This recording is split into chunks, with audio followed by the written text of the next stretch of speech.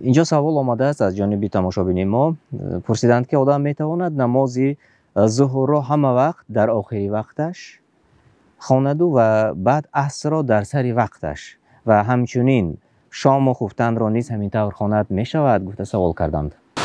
بسم الله الرحمن الرحیم. الحمد لله و الصلاة و السلام علی رسول الله و علی آله و اصحابه و من والاه. اما بعد، در صحیح بخاری و مسلم از حدیث عبدالله بن مسعود رضی الله عنه ثابت است که حضرت عبدالله بن مسعود گفتند که یا رسول الله، ای العمل احب الی الله عز وجل، کدام عمل در نزد الله تعالی عملی بهترین است؟ جناب رسول الله صلی الله علیه و سلم گفتند که الصلاة علی وقتها، نماز در وقتش.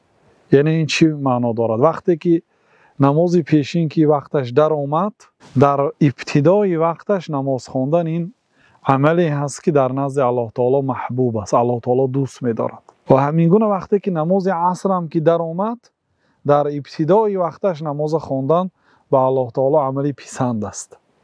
یعنی این عملی بهترین است. گاه ها در حالت های ضرورت می شود انسان نماز ظهر را یعنی پیشین را در آخری وقتش خواند و حال قضا نشده. همین که نماز خوانده شد، وقتی نماز پیشین هم به آخر رسید و نماز عصر شروع شد، یعنی با یک طهارت هم نماز پیشین میخواند هم نماز عصر میخواند. یعنی این عمل جایز است، لیکن این عمل نه همه وقت مشروع است. برای آنکه انسان وظیفه دار است که به جماعت رود، با هم محله های خود در نماز جماعت واخورد و نماز جماعت طبق قول اکثر علما واجب است. حتی بعض علمایی که سنت گفتند، سنتی مؤکده گفتند و رخصت دادن نمیشد مگر با عذر گفتند. ببینید، سنت گفتند، نماز جماعت سنتی مؤکده است ولی رخصت نیست مگر هم با عذر گفتند. ترکش، برای ترک جماعت رخصت نیست مگر با عذر گفتند. یعنی بی عذر و به عذر انسان به این عمل عادت نکند.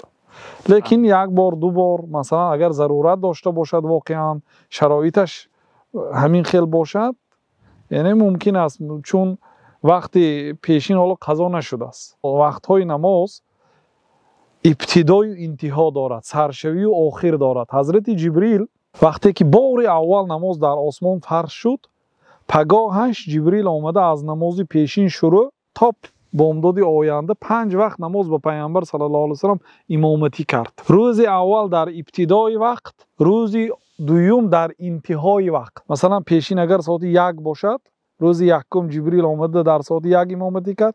روز دوم اگر پیشین در ساعت 4 تمام میشده باشد، روز دوم در ساعت 4 آمده امامتی کرد. عصر هم همین گونه، شام هم خفتنم بامدادم. بعد گفت که الصلاة بین هذین الوقتین، نماز بین همین دو وقت است. یعنی از همین سرحد تا این سرحد نماز قضا نیست، درست است، ولی بهترین عمل نماز در وقتش.